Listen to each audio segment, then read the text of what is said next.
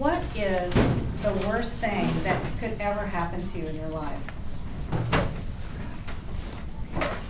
Until you are ready to face that worst thing that could ever happen to you, you will not be free. I want to step back to me in 1995, and I actually was started to freelance. I had been in corporate jobs as a PR person, and I decided to freelance and had no intention of building a business.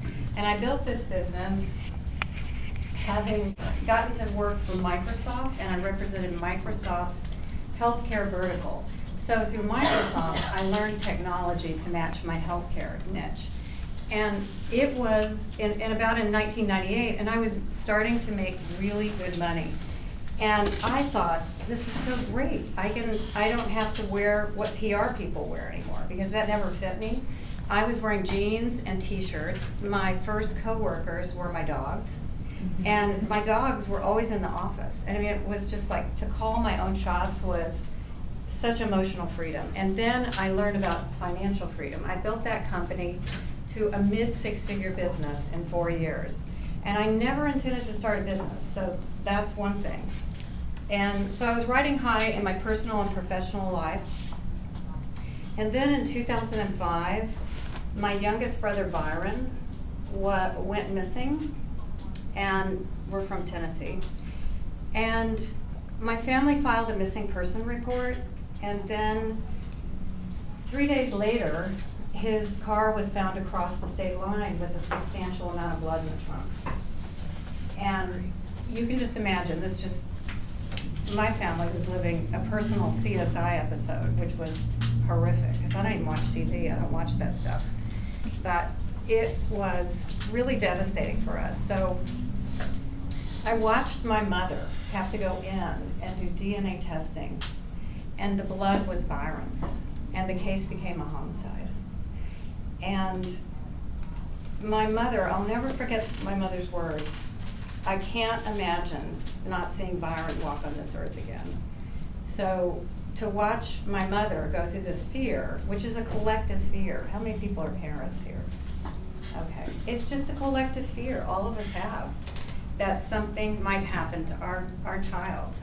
So it was hard for me to watch that, and Byron was still missing.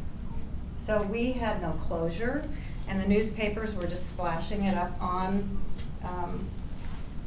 in the news and on TV, and it was, I didn't live there. I mean, I'm here, and all my family's back there. It was very difficult. So we had no closure, and I just liken it. I just had these thoughts about what it felt like for us was we were walking through the valley of the shadow of death. And people are really interesting. When something dark happens, it's too scary. So people can't talk about it. They don't know how to talk about it. They don't know what to say. So we felt very isolated and alone. And he was gay, which also added to my Southern family issues, right? And a shame, what Renee talked about here today.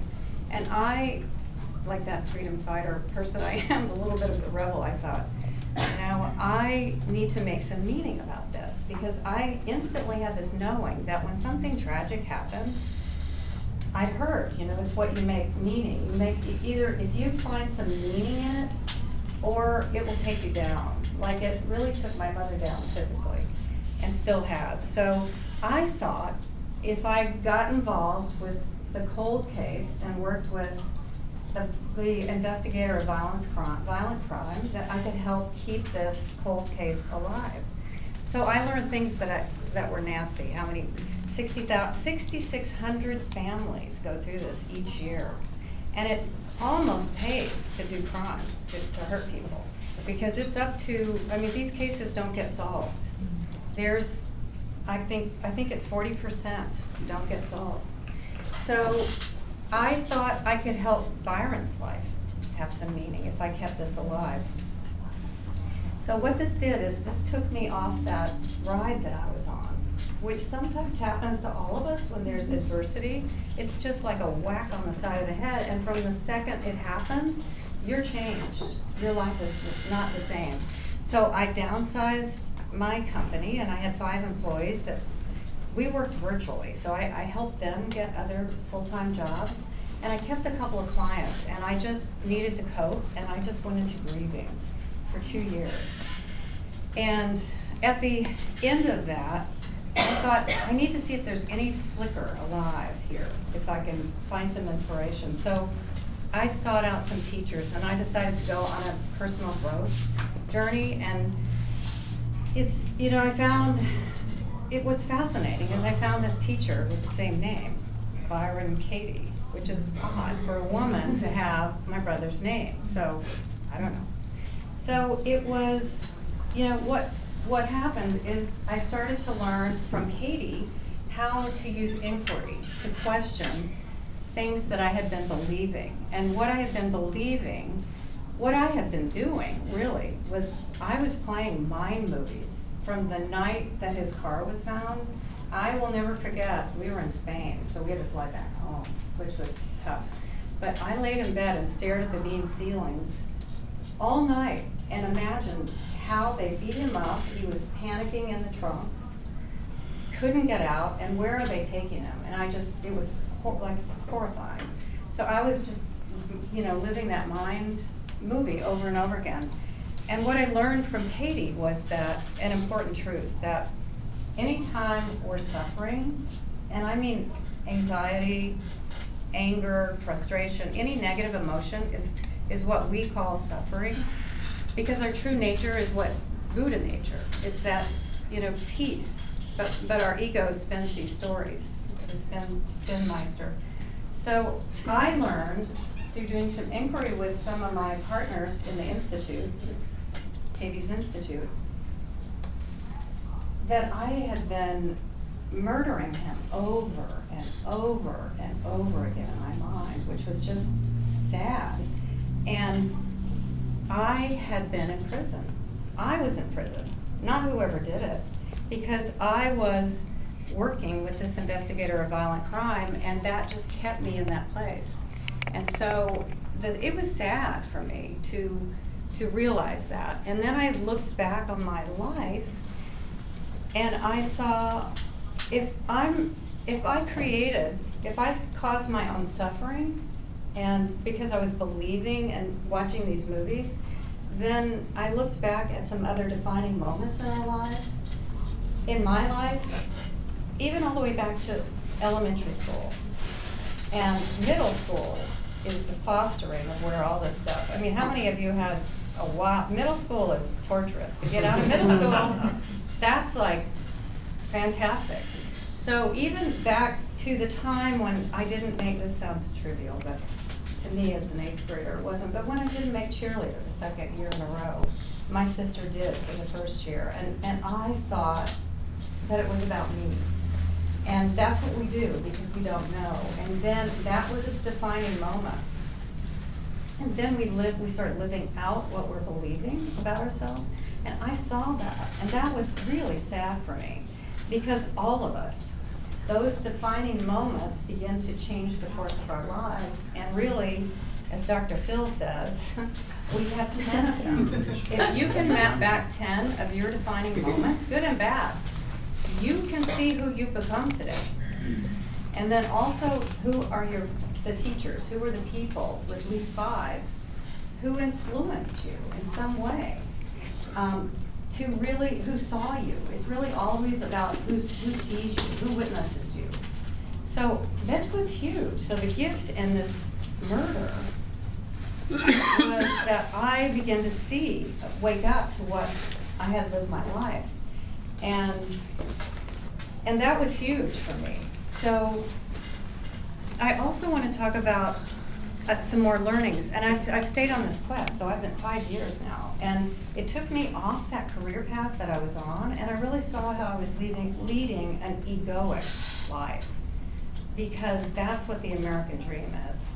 If you're not from U.S., you know, I don't know, I have a lot of clients from other countries, but in our culture, we grow up thinking, and that's why what Renee said about not being enough, I deal with that every day with my clients. That is a universal fear. It's like cloud computing. We're just going up there, and each day we're recycling another thought. that somebody else has thought, I'm not good enough, I'm not smart enough, I'm not thin enough, I'm not rich enough, and I don't have enough time. It goes on and on and on. It's the enoughness. So I also learned at this time that I began to see what was calling me. I was on another career path now because I was into this personal growth thing. I realized that didn't have meaning, and I was finding some meaning in this new place that I was in. And Plato, what I love, I study a lot of Jungian psychology, and Carl Jung, but there is a guy who's just passed away in the last 2 years, James Hillman, who has a really fascinating book out. It's Code of the Soul, or The Soul's Code. Code of the Soul. Really good book if you're into this stuff. And if there is a collective myth worldwide, and American psychology doesn't touch it, but this book talks about that we come into this life, we choose our parents. Anybody heard that one before? Mm-hmm. Okay. We choose our parents. It is for our soul's destiny, and it is for us to evolve. And if that was the case, if we come in and we have this embodiment, this almost shadow that knows our destiny. And Hillman talks about, it's called the acorn theory. The acorn knows it will become an oak tree. The caterpillar knows when it melts down into the goop. Those imaginal cells know it will become a beautiful butterfly. And if you try to cut the butterfly out and get it out early, it will die. The more it struggles, the stronger it will be and the longer it will live. And so if this myth were true, or if we were brought up to live this, then I got a lot of freedom out of this. Plato's myth of air talks about this, and Plato talks about this shadow that knows our destiny is called paradema. And the Greeks called it our daemon. The Romans called it our genius. The Christians call it your guardian angel. And it always knows your destiny. And so the way I like to think of adversity and this thing that happened to my family is how do you find meaning in that? And if these things are happening to us in life, and we choose to look to be empowered, because we can either take, my family and I were victims, like I said, CSI, walking around the valley, the shadow of death. And this gave me a lot of personal freedom, because I think, what is life asking of us? How do we take the cards we're dealt and will this help my soul evolve? Because I don't want to come back and live in hell again. I want to how can I elevate my soul in this life? So I like that. I think that gave me a lot of freedom. And so with Katie, I learned that I was the cause of my suffering, and then I also realized it's up to me to find meaning. And then this past February, my 28-year-old son was diagnosed out of the blue with a rare genetic disease. And I thought, oh my God, please. Do I have to get, it's like Persephone being pulled down Hades, the myth, like kicking me and screaming. And I thought, I'm not going to go down this way this time. I'm going to try to figure out a better way to deal with it. And so we were in shock, because he's a healthy guy. So one day he's got this thing, it's genetic. And then the second week, we heard the T word. Sorry, I didn't get that. Oh, that's okay. We heard the T word. No, it's good. It's good. We brought some levity to this. I told you I'm adversity, right? I'm adversity. So Brilliant. But yeah, here's what happened. When that thing, it's fine. It's good. It's cool. It's fine. When that happened, I had this knowing. That I had trained for 5 years for this. And I thought, oh my gosh, look at that. What if that were really, that, and it felt like, yeah, I could handle it this time. I've gone through some hard times, I know how to deal with it.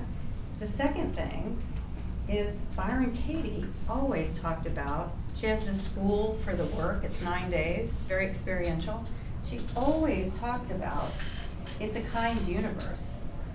And if that the universe is supporting us, like the floor under your chairs, the chair that you're sitting in, the lights, everything, you really have to be in that experiential place to experience it, but it's a whole nother way of looking at it. So I remembered what she said, and I thought what was amazing was I found the first piece of evidence. Because our minds find evidence for anything we believe. I want to say that again. Your mind will find evidence for anything you believe. If you believe life has dealt you a shitty hand of cards, you're going to just look for that to back it up. If you believe that you're unlucky, you're going to see how you're unlucky. So immediately I saw what a bonus. We had just been living in Baja, my husband and I, for a month. He was on vacation, I was doing a workation. And this happened the day before we came back. So I thought, it is a kind universe. I can see that. That's my first piece of proof. Because see, we're looking for proof. And then I thought, immediately, wow, he moved to Portland 5 months before. That's my second piece of proof. And third, we live just below Oregon Health Sciences, where the transplant center was. Another piece. So I began to collect evidence, and I actually began to really believe this, to see it. And so there was a whole nother way of experiencing this.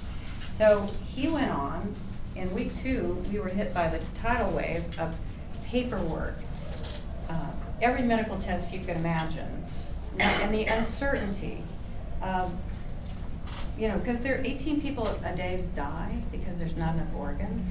So the other thing is you can't leave here until you become an organ donor. Just kidding, but please become an organ donor because you might save someone's life. So,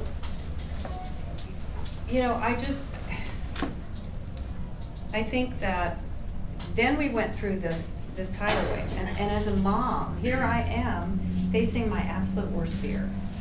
And I remember there were so many times I thought, God, just take me. I'm done. I've done enough. But you can't do anything like that. But I had to watch him suffer and get sicker and sicker and sicker. And my husband's an ER doctor, and I've been in healthcare too, but he said, you're going to watch your son come within a week of death. And I just thought, that was really a lot. So I didn't know how long I would have to wait to see if he would get a liver. And so on April 14th, we got a call, the first liver. And I was so ecstatic, it's like I'm having a baby. And the sad thing you're thinking, on the other hand, is that someone's younger person had to die. However, they gave that gift. That's a gift for life. And so that was the first, and he just did remarkably well because he's young, and the average transplant patient is like 56.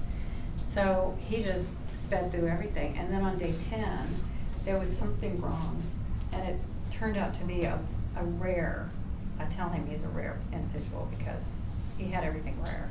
So he had a rare a blocked artery to the liver. There's 2. That was blocked, and that night they did interventional radiology, and the radiologist accidentally tore open his valve, and he had to go back in and be opened up and try to repair again 10 days later. And this is a giant. The liver has 500 functions. It's like majorly big. So that was a real low point, for all of us, because we thought, how long will he survive with half of it working? And they assured me, I grabbed the head of transplant surgery in the hall and I said, is my son gonna die? And she said, oh, no, we're gonna pull out all the stops. We're going to, he can live up to 6 months with this liver the way it is. And so, again, we waited, and he recovered. And then May 10th, I have these dates in stone. May 10th, we got a call that an even more perfect liver was available. And we had been at the Nike employee store. Our basket was full. He had 3 pair of shoes. We were just going, I just said, let's just go out and do this. So we had lunch, because we knew the ropes this time. You don't eat for a long time and you're gonna have transplants. So, and then I checked him into ICU, and he sailed through another. But before this, and after that second opening, he said to me, Mom, I don't know if I can go through this again. And he said, but I guess if my body did it before, it can do it again. I said, your body can do it again. So, because it's a heavy surgery. So he went through that, sailed through that, and just, it was amazing. And so, on the other side of that, that experience was transformative. All I want to say is that because I looked at all this proof, and because I'm proud to tell you 3 things. He's 2 months out with his perfect liver, and he's doing fabulous. Really. I wouldn't be standing here. She would be carrying the talk without me, which you could do. And then I'm proud to say that I only suffered 2 weeks in this whole ordeal because I questioned, he will die. I did it 3 different times with my training facilitator partners, and on the 3rd time, my mind opened, because it opened from the fear and taking me down, like the suffering and what might happen. And all I can say is I got it, my ego felt like it was out here around the identity of a mother. And I saw in our inquiry that it was my identity as a mom that was freaking out. Because if he had died, he would be here in my heart. Live or die, he's here. And no one could take that away. But yet my identity was freaking. Because losing a child, we have these whole collective things about that. And I thought, I'll mother myself, I'll mother other young people, and I'll mother the earth. It certainly needs it right now. I'll figure out another way. And then the turnaround, what we do is take that he will die, and then we add my thinking will die. And I laughed so hard because I thought, let the ego burn up. Let me go with Eckhart here, let it go. And so I got free with that. So that first week when the transplant with the blockage, I was worrying and worrying and worrying. And he said to me, Mom, you're worrying. You're just worrying too much. And I was shocked because I was in that trance of the future tripping is what I call it. So I was way out here suffering, or he's not going to, or he might lose his job. I think that was the thing. And he said, Mom, I'm just trying to help you wake up. And I thought, he chose me. He's trying to help me wake up. And it was just an amazing experience. He showed me courage, strength, no complaining. I was just blown away by the man I raised. So, and for me, I just thought, if I can go through this worst fear, and I sure hope you all don't have to do that, but what Ashita said is so important, and it's that when we walk into our fear or can face it, it's amazing. That is your freedom. Because your mind, we build it up on this side of whatever it is we're scared of, and it gets bigger and bigger and bigger. What you resist will persist.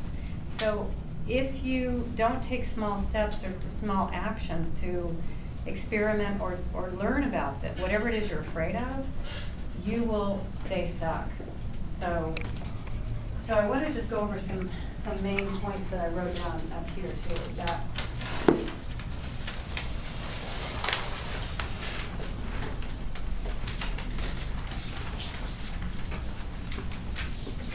So, I don't know if you guys can see it, so I'll just say what it is, but I'm just encouraging you when something bad happens, and there's things that happen to us that are really nasty and violent, okay? But sometimes we can't see it, or if you're fired from a job, or if someone broke your heart, okay? And there's a lot of grieving that goes on there. you might not see it at the time, but when you can look back and say, gosh, that firing led me to the best job I've ever had. And I wouldn't have had that experience if this hadn't happened. So these things are here for us to evolve. It's not that, things happen to us like that, but life comes at us.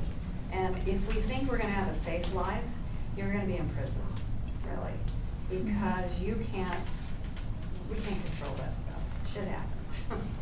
And so if you look at it this way, how are things supporting you? And then remember, if you believe this or like this myth, this collective myth that our soul is here to evolve, these things break us open to who we're meant to be. I wouldn't be standing here talking about this. I'd be out representing some technology product by now, I guess. But this is the meaning. I feel like I'm on my calling. Sometimes it's a knock on the side of the head, and then you get jolted to another thing. So your soul enters this world with a knowing, and this daemon, this genius, this guardian angel knows it and is there for you. And that is almost, the Christians, I guess, didn't believe this, so they kind of got rid of this idea that we have an internal voice. It's kind of the whisperings of your soul inside. So, and it's up to you to find meaning in these difficult events in your life. Because if you suffer for suffering's sake, it's meaningless. If you can find meaning out of your suffering, that's the gold. And what I love to see is that these obstacles are here to help our soul evolve.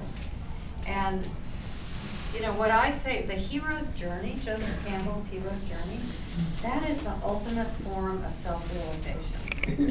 And each one of us I could map each one of your hero or shero's journey out based on what has happened with you in your life. Those are the dragons Campbell talks about. Slaying, that's the challenges. And then at the end, like my son was the hero on this journey. Then the hero comes back to share the gold, to share the information.